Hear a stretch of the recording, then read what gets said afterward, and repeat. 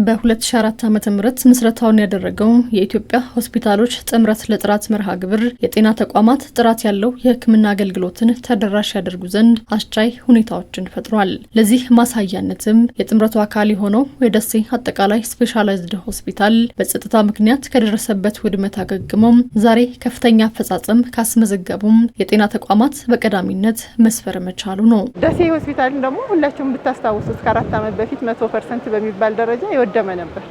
በጤና ሚኒስቴር፣ በአማራ ክልል ጤና ቢሮ፣ በግለሰብ በፓርትነር ድጋፍ ነው ተቋም የሆነው። ስለዚህ ካሁን በፊትም ተወዳድሮ ያውቃል። ከዛ ከወደቀበት ተነስቶ እንደገና በዚህ ሁሉ ድጋፍ ማዕቀፉ አልፎ ተደራሽነትን ፍትሃዊ ሀብት ክፍፍሉም አካል ነው ጥራቱን ለማምጣት እየሰራ ያለ ነው። እየተደረገልን ያለው እገዛ ለዚህ ውጤት እንድንበቃ አድርጎናል። የሕክምና ተቋማት መስተጋብርን ማሳደግ፣ ትስስርን ማጎልበትን ታላሚ ያደረገው ጥምረት ለጥራት መርሃ ግብርም ተገልጋዮች ጥራት ያለው የሕክምና አገልግሎት እንዲያገኙ ከማስቻል እንዲሁም የጤናውን ዘርፍ ከማሻሻል ረገድ አይነተኛ ሚናን እየተጫወተ እንደሚገኝ ተመላክቷል። ጥምረቱ አስተማሪ ነው። በጋራ ትረዳጃለሽ፣ ትማማሪያለሽ እስከ ሪሶርስ ድረስ እኛ ሆስፒታል እኛ መሪ ሆስፒታል ነን። በስራችን ካሉ የክላስተሮቻችን ሆስፒታል ጋር እንደጋገፋለን፣ እንማማራለን። የጋራ ውጤት እንዲኖረን፣ የተሻለ ስራ እንዲኖረን፣ የሪሶርስም ሳይቀር የጋራ ትብብር እንዲኖረን በተቻለ መጠን በጋራ ሰርተን ለህዝቡ አገልግሎትን ጥራቱን የጠበቀ መረጃ ላይ የተመሰረተ ጥራት አገልግሎት እንድንሰጥ አግዞናል። ከባለሙያም ከሰፕላይም አንጻር እነዚህ ነገሮች አንድ ላይ በማቀናጀት የተቀዳሚ የጤና ስርዓቱን ለማሻሻል ነው ማለት ነው። ስለዚህ በዚህም በማድረግ ብዙዎች ከአንድ ቦታ ወደ ሌላ ቦታ ሪፈራል ሲስተሙን በማስቀረት እዛው ባሉበት አካባቢ የጤና አገልግሎቱንም እንዲያገኙ የህብረተሰቡንም እርካታ በዛው ልክ ይጨምራል ማለት ነው። የጤና ሚኒስቴር በሆስፒታሎች መካከል ያለውን ጤናማ የውድድር መንፈስና የአፈጻጸም ብቃት በመመዘን በአራተኛው ዙር የኢትዮጵያ ሆስፒታሎች ጥምረት ለጥራት መርሃ ግብር እውቅና ሰጥቷል። እውቅና ያገኙ የሕክምና ተቋማትም ሽልማቱ መነሳሳትን በመፍጠር ለቀጣይ የቤት ስራ ዝግጁ አድርጎናል ሲሉም ያነሳሉ። ይሄ ነገር በጣም ትልቅ ሞራል ነው የሚሆነው። ወደፊት ያሰብናቸውን ስራዎች በእርግጠኝነት እንደምንሰራቸው ተጨማሪ ማረጋገጫ ሆኖናል ብዬ አስባለሁ። ባለፈው ጊዜም 3ኛ ዙር ላይ ተሸልመናል።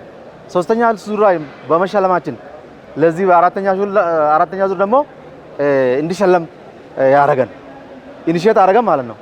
ስለዚህ አሁንም ያገኘን ይሄ ሽልማት ለ5ኛ ዙር በትክክል ነው የሚያነሳን ኢኒሼት ያረጋናል ማለት ነው። ትልቅ የቤት ስራ የጎደለንን የምንሞላበት ሞራል የሚሆነን ተወዳድረን አናቅም፣ ተሸልመን አናቅም። በዚህ ማዕቀፍ የመጀመሪያችን ነው። ከ4 ዙር በመጀመሪያ ተሸላሚ ሆነን ከአንደኝነት ተርታ በመሰለፋችን ደስ ብሎናል። በጣም ትልቅ የቤት ስራ፣ የሆስፒታል ስራ ከባድ ነው። የህዝብ የተካሚ እንግልት መቀነስ፣ አገልግሎት ጥራትን ማሳደግ፣ ብርቱ የሆነ ስራ፣ ጠንካራ የሆነ ስራ ይጠብቀናል።